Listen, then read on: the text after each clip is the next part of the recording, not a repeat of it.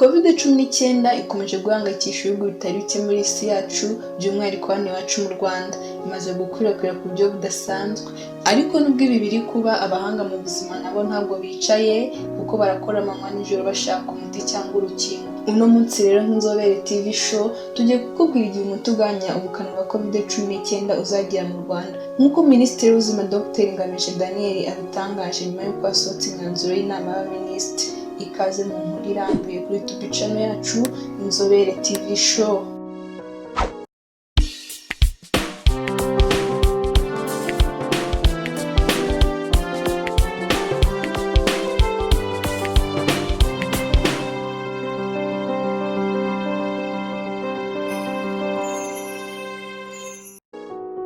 Nkuko tubikesha Kigali Today.com, Minisitiri w'ubuzima Dr Daniel Ngamije aratangaza ko Leta y'u Rwanda amaze gutumiza umuti ugabanya ubukana bwa Covid-19 mu rwego rwo kugabanya abahitanwa n'icyo cyorezo mu Rwanda. Minisitiri w'ubuzima Dr Daniel Ngamije aratangaza ko Leta y'u Rwanda amaze gutumiza umuti ugabanya ubukana bwa Covid-19 mu rwego rwo kugabanya abahitanwa n'icyo cyorezo mu Rwanda. Muri iki kiganiro rero tugiye kugaruka ku gihe uwo muti uzagera mu Rwanda, nkuko byatangajwe na Bwana Dr Ngamije Daniel. Ubaye utarakora subscribe wayikora maze ugakomeza kunguka byinshi bitandukanye kandi by'ingenzi.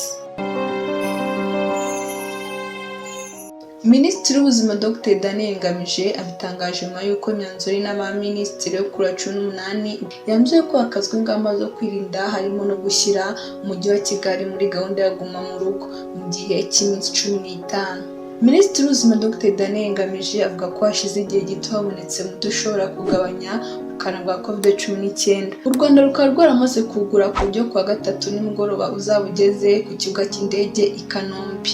Minisitiri Ngamije avuga ko umuti ugabanya ubukana bwa Covid-19 ari igisubizo cyihuse mu rwego rwo kugoboka abamaze kwandura Covid-19 agasubira vuba ku murongo. Akazakurikiraho kureba uburyo bwo gutanga umuti mu gihe hateganyijwe igisubizo kirambye ari rwo rukingo. Agira ati, hatumijwe 18,000 by'uwo muti kuwa gatatu saa 11 umuti uzaba ugeze ku kibuga cy'indege i Kanombe. Hakurikiraho kuha abarwayi amaze kureba uko umubiri wa buri wese uwakira, uko umutima we ukora, uko impyiko ze zikora. Turi gukora isesengura ry'uko umuti uzahabwa abarwayi. Minisitiri Ngamije avuga ko u Rwanda kandi rukomeje gukurikirana hafi uko inkingo rwatumije zizaboneka, kandi ko ruri mu bihugu bya mbere bizahabwa urukingo, kandi ko hakozwe ibishoboka byose ngo ruzajye kwa rukeneye cyane abihutirwa. Imyiteguro yose ngo ikaba imeze neza, kandi ko ku buryo mu gihe cyava gishoboka urukingo ruzaba rwabonetse. Minisiteri y'ubuzima isaba Abanyarwanda gukomeza kwirinda icyorezo, bubahiriza amabwiriza akubiye mu byemezo by'inama y'Abaminisitiri kugira ngo barusheho kugabanya ubwandu bwazamutse mu minsi mike ishize.